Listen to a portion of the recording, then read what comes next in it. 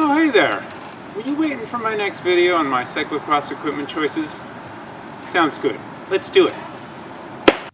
Welcome to my video about my cyclocross equipment choices of 2023. I want to go over some of the things that were important to me, some of the things that worked, some of the things that didn't work so good. So, here we go. First off, I rode a Hakka, Ibis Hakka MX. This is an all-carbon frame and fork. It's Ibis's only drop bar offering. And one thing unique about the Hakka, it's got kind of a lower bottom bracket at 70 millimeters of drop. That means I had a few more pedal strikes than my previous cyclocross bike, but I was able to adapt, and in the end, I liked it. Another thing I like about the Hakka is that it is a pretty good gravel bike. And in the spring and summer, when I'm not racing cross, I'm racing gravel on this same bike. So let's talk about some of the other equipment choices. For wheels, I went with a pretty unremarkable choice. Aluminum rims, made by Stan's. That's the Grail Mark III, laced up to DT Swiss hubs with bladed spokes, 28 spokes front and rear. Solid, durable. In the cockpit, I went with 105 brake levers, 11 speed, hooked up to hydraulic disc brakes. These are the old school levers. They still use cables, but for me, they worked great. I also like to talk about my riding position on the bike. For me, I basically take my road position and use it on my cyclocross bike with one difference. I add 15 millimeters of spacers underneath the stem to bring the handlebars both up and a little bit back. For the front of the drivetrain, I really like a 1x setup. And this particular bike has a 38-tooth narrow wide chainring and a chain guide. And on this bike, it's been 100% drop free, at least at the front end of the drivetrain. Another choice I made that didn't work out so well was the XT-m8000 pedals. Now, normally, Shimano is the rock star of pedal durability. But after almost 4 years of gravel and cyclocross and some road riding, my pedals were showing a lot of wear, both to the aluminum body, but also to the mechanism that holds onto the cleats. And partway through my 2023 season, they started letting go of the cleats when they shouldn't, even with brand new cleats. So they had to get swapped out.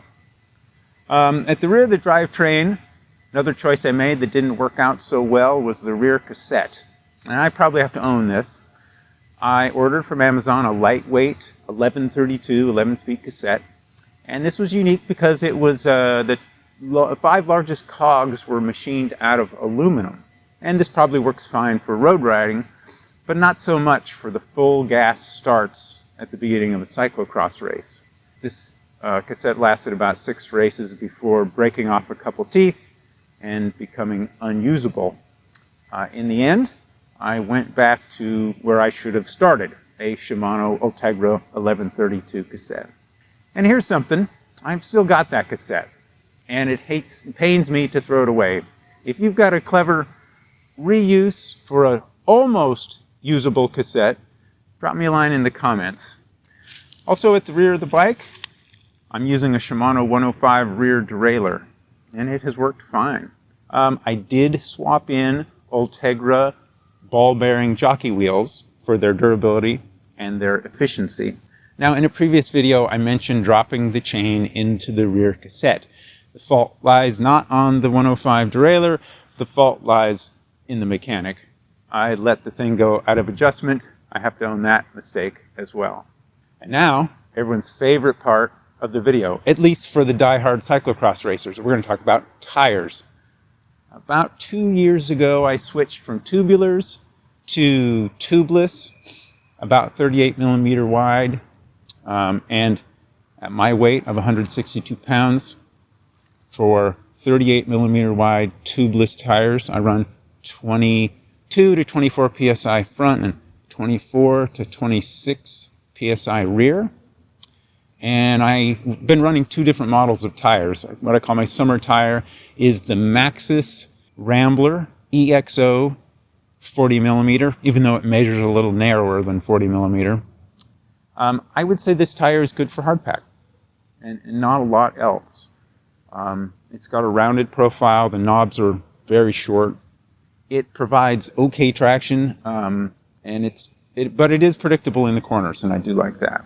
For an intermediate tire, I went with the Ritchey Megabite, which is marked as a 38 millimeter, and I'd say it's a good all-around tire. It has taller knobs. It has a slightly squared off profile and loads of traction and enough predictability in the corners. So that covers the bike of how I raced it in 2023. If you've got additional questions about this bike or details you see that I didn't cover, please drop me a comment in the comments. Thanks for watching. Bye.